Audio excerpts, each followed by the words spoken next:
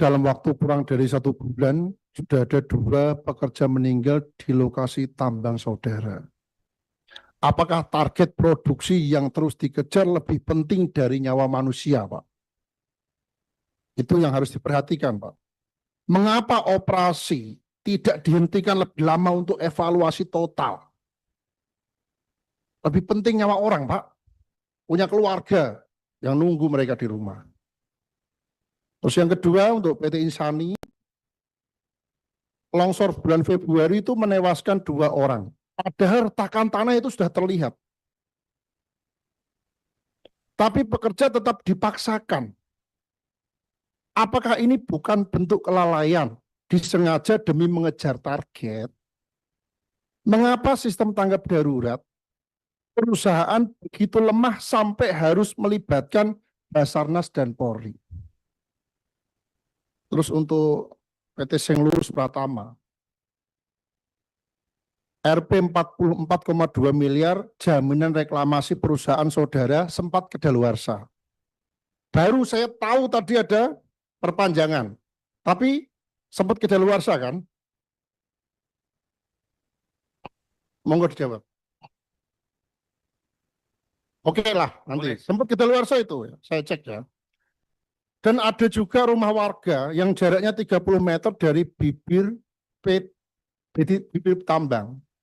Saudara menunggu korban baru dulu atau lalu terus bertindak gitu setelah ada korban atau bagaimana? Saya tegaskan ya di sini ya. Ketiga perusahaan ini pemegang PKP 2B dengan izin panjang hingga 2036 sampai 2041. Tapi yang kami lihat justru kecelakaan berulang.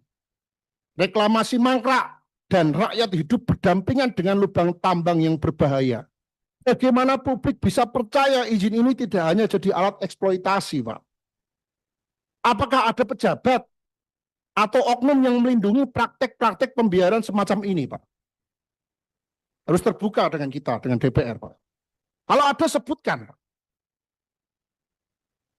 Saudara pimpinan, izinkan saya menegaskan kembali.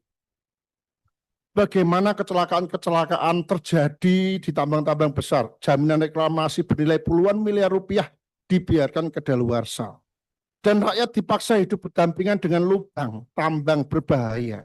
Hanya beberapa puluh meter dari rumah mereka.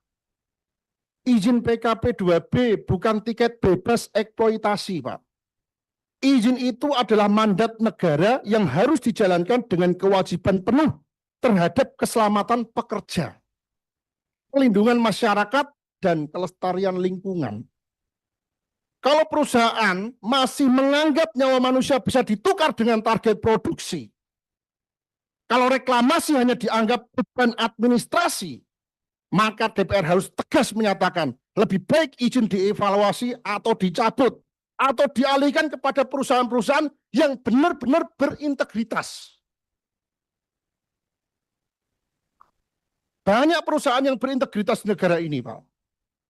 Dan kepada pemerintah, kami minta agar jangan ada lagi pembiaran atau pelindungan terhadap praktek-praktek seperti ini.